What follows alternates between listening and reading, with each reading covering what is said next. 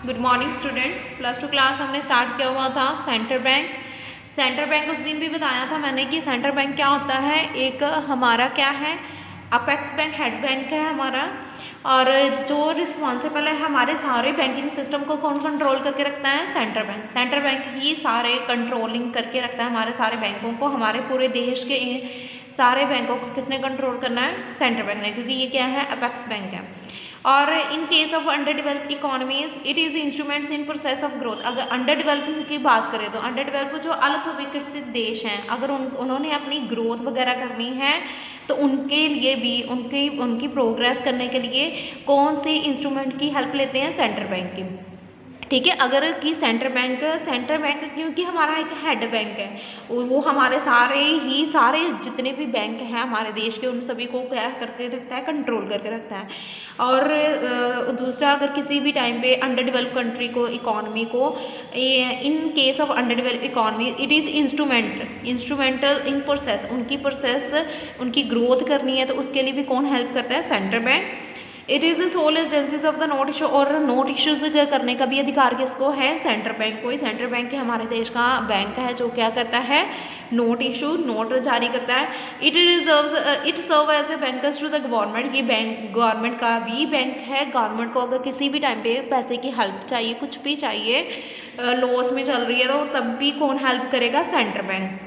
And money की supply को भी कंट्रोल करता है। मनी की सप्लाई को कैसे कंट्रोल करता है, जैसे इन्फ्लेशन आ जाती है। इन्फ्लेशन मतलब प्राइजेस का इंक्रीज़ हो जाना। जब भी ही किसी टाइम पे हमारी सोसाइटी में प्राइजेस इंक्रीज़ हो जाते हैं तो उसके कारण क्या होता है, प्राइजेस के इंक्रीज़ होने का रीज़न क्या होता है, इन्फ्लेशन का रीज़न क्या होता है कि मनी की सप्लाई क्या हो जाती है, हमारी इकोनॉमी में बढ़ जाती है। तो मनी की सप्लाई, हमारी मार्केट में पैसा बहुत ज़्यादा आ जाता है। जब हमारी मार्केट में पैसा ज़्यादा आएगा तो वो किसका रूप धारण करेगी, इन्फ्लेशन का। तो इन्फ्लेशन और डिफ्लेशन वगैरह को कंट्रोल करने में भी कौन हेल्प करता है, सेंट्रल बैंक। कैसे हेल्प करेगा, जब इन्फ्लेशन आ जाती है इकोनॉमी में, इन्फ्लेशन मतलब कीमतें बढ़ जाती हैं प्रोडक्ट की, तो उसमें क्या है कि क्यों बढ़ी, प्राइस क्यों बढ़े, क्योंकि मनी, पैसा बढ़ गया है। अब पैसे को कैसे कंट्रोल किया जाए कि इन्फ्लेशन की प्रॉब्लम को दूर किया जा सके, वो कैसे हम कर सकते हैं, मनी की सप्लाई को हम कैसे कंट्रोल कर सकते हैं कि इंटरेस्ट रेट बढ़ा दो। अगर लोगों को बैंक वगैरह से पैसा उधार नहीं मिलेगा, इंटरेस्ट ज़्यादा पे पैसा उधार मिलेगा तो वो बैंक से पैसा लेना प्रेफर नहीं करेंगे। तो इसके कारण हमारी मार्केट में पैसा क्या आएगा, कम आएगा। मनी की सप्लाई क्या हो जाएगी, कम हो जाएगी, और हम अपनी इकोनॉमी में जो इन्फ्लेशन और डिफ्लेशन की प्रॉब्लम आ रही है उसको दूर कर सकते हैं। अगर तो इन्फ्लेशन है तो मनी को सप्लाई को उसको कंट्रोल करना पड़ेगा। अगर डिफ्लेशन है, कीमतें कम हो रही हैं, तो तब क्या है, बैंक को रेट ऑफ इंटरेस्ट कम करना पड़ेगा ताकि मार्केट में पैसा आए और इन डिफ्लेशन की प्रॉब्लम को क्या किया जा सके, दूर किया जा सके। और ये सारा काम कौन करता है, सेंट्रल बैंक। इसके बाद हमारे जो है in India, reserve bank in England, bank of England and in America first कब सेटअप किया गया था, 1668 में। उस दिन भी बताया था। स्वीडन में कब किया गया था, RBI reserve bank of India कब एस्टैब्लिश किया गया था, 1935 में। और इसके बाद जो हमारा इम्पोर्टेंट मॉनेटरी वगैरह को, बैंकिंग स्ट्रक्चर को, सारे को कौन कंट्रोल करके रखता है, सेंट्रल बैंक। नेक्स्ट हमने इसकी किए थे central bank and commercial bank का डिफरेंस किया था। सेंट्रल बैंक जो है उसका मोटिव है मैंने लोगों के वेलफेयर करना है, और कमर्शियल बैंक का मोटिव है मैंने प्रॉफिट को अर्न करना है, अपने प्रॉफिट को बढ़ाना है। सेंट्रल बैंक का कोई भी, सेंट्रल बैंक हेड बैंक है और कोई भी डायरेक्ट जो है डीलिंग नहीं करता कस्टमर्स के साथ। कमर्शियल बैंक डायरेक्ट डीलिंग करना है। इसके बाद मैंने बताया था central bank is state honoured institute होते हैं। कमर्शियल बैंक प्राइवेट भी हो सकते हैं, स्टेट भी ऑनर्ड भी। ये सेंट्रल बैंक सरकारी बैंक के होते हैं, और ये जो प्राइवेट भी है स्टेट ऑनर्ड भी हो सकते हैं। सेंट्रल बैंक हैज़ मोनोपोली होती है, उसका ही अधिकार है नोट इश्यूज करने का। कमर्शियल बैंक को कोई अधिकार नहीं है। Central bank does not compete. Central bank जो है कंपटीशन नहीं कर सकता कमर्शियल बैंक के साथ। क्यों, क्योंकि कमर्शियल बैंक का मोटिव है मैंने प्रॉफिट कमाना है, अपना इंटरेस्ट रेट को बढ़ाऊँ कि मेरे के पास ज़्यादा पैसा आई है वो। पर सेंट्रल बैंक का मोटिव है कि मैंने लोगों का वेलफेयर करना है, अपने प्रॉफिट को नहीं बढ़ाना, इसलिए वो किसी के साथ भी कम्पीट नहीं कर सकता। Central bank controls the banking system of the country. Central bank हमारे सारे बैंकिंग सिस्टम को, सारे देश के बैंकिंग सिस्टम को कंट्रोल करके रखता है। Commercial bank control and supervision of the central bank करता है। सेंट्रल बैंक को जो है कस्टोडियन भी है, रखवाला भी है। Foreign exchange of country, foreign exchange को भी जो हमारे देश में आ रही है उसका भी रखवाली करता है कौन? Central bank. कमर्शियल बैंक ने अगर ऐसा कुछ भी फॉरेन एक्सचेंज कोई भी फॉरेन के साथ बिजनेस करना है तो उसके लिए किससे अप्रूवल लेनी पड़ती है? उसको सेंट्रल बैंक से। Central bank is the banker of the government. Central bank government का भी बैंक है। और कमर्शियल बैंक में function as representative of central bank for the government works. और ये जो है रिप्रेजेंटेटिव है कमर्शियल बैंक का, ये इस गवर्नमेंट का बैंक भी है पर ये क्या है, इसको रिप्रेजेंट करता है। नेक्स्ट आज हमने करना है इसके साथ में फंक्शंस क्या है? सबसे पहला फंक्शन क्या है इसका, कौन सा काम करता है central bank? Bank of issuing notes वगैरह इशूज करने हैं वो कौन करेगा? स्टार्टिंग में बताता सेंट्रल बैंक करता है। और कमर्शियल बैंक वगैरह को, प्राइवेट बैंक वगैरह को कोई अधिकार नहीं है नोट इशू करने का। नोट हमारी इकॉनमी में सिर्फ कुछ नहीं करने हैं सेंट्रल बैंक ने। बैंकर्स टू द गवर्नमेंट, किसी भी टाइम पे सरकार को पैसे की हेल्प चाहिए तो वो भी कौन प्रोवाइड करवाता है? Central bank.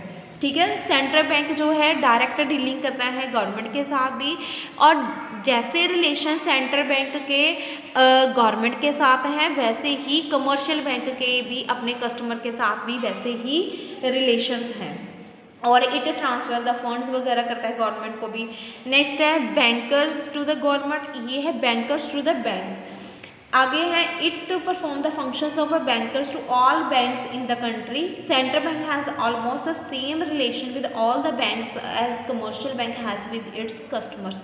सेंट्रल बैंक का अपने कस्टमर के साथ वही रिलेशन है जो कमर्शियल बैंक का किसके साथ सेंट्रल बैंक का जैसे गवर्नमेंट के साथ रिलेशन है, बाकी सारे बैंकों के साथ रिलेशन है, वैसा ही कमर्शियल बैंक का किसके साथ रिलेशन है? अपने कस्टमर्स के साथ। जब भी उनको ये ज़रूरत पड़ती है, उनको कैश बैलेंस पैसे उधार देता है, डिपॉजिट भी करता है।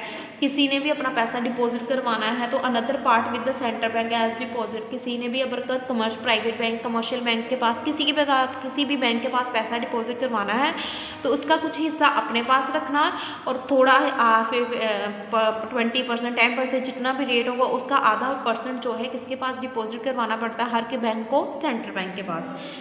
Supervision of the banks as a bankers to the bankers, central bank सारे कमर्शियल बैंक्स वगैरह पे भी सुपरविजन करता है। सुपरविजन ऑफ द बैंक सारे बैंक्स पे सुपरविजन करता है। लाइसेंस देना है, लाइसेंस ऑफ कमर्शियल बैंक को देना है।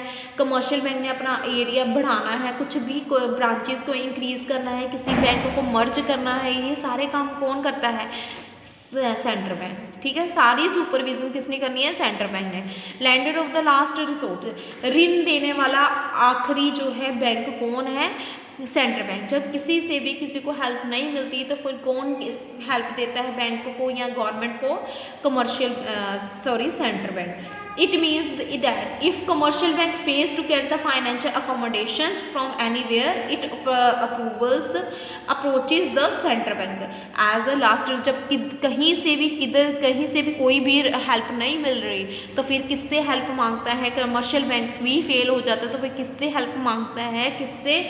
किससे अकोमोडेशंस लेता है? किसकी अप्रोच डालता है? Central bank. लास्ट जो है हेल्प देने वाला बैंक कौन रह जाता है? फिर central bank. Next custodian of the national reserves of the foreign exchange. Central bank जो है रखवाली करता है फॉरेन एक्सचेंज रिजर्व्स की भी। It is responsible of central banks to keep the external values of the country, currency को stable बनाए रखने में हेल्प करता है।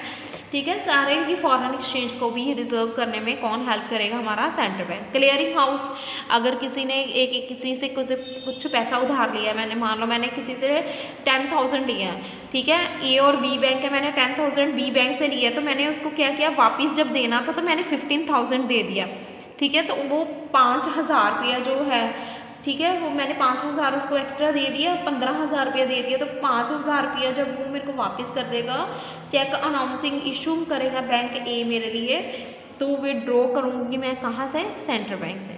ठीक है, क्लियरिंग हाउस मतलब जब हमें कुछ एक्स्ट्रा पैसे जब दे देते हैं तो जब हम उसको क्लियर कर देते हैं, 5,000 क्लियरिंग किया तो उसको कौन सी क्या फंक्शन कहते हैं? Clearing house. Control of credit को भी कंट्रोल रखने में कौन हेल्प करता है? Central bank.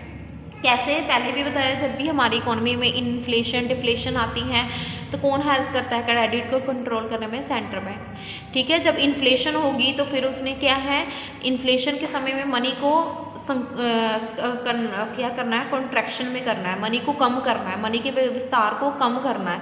वो कैसे करेगी, रेट ऑफ इंटरेस्ट बढ़ा देगी। और जब क्या हो जाएगी, डिफ्लेशन, कीमतें कम हो जाती हैं मार्केट में, तो उस टाइम क्या करेगी कि वो उस टाइम में उसने रेट ऑफ इंटरेस्ट कम कर देना है ताकि मार्केट में पैसा ज़्यादा से ज़्यादा आए, तो मनी की सप्लाई बढ़ेगी, तो हमारी इकोनॉमी का क्या होगा, विकास होगा।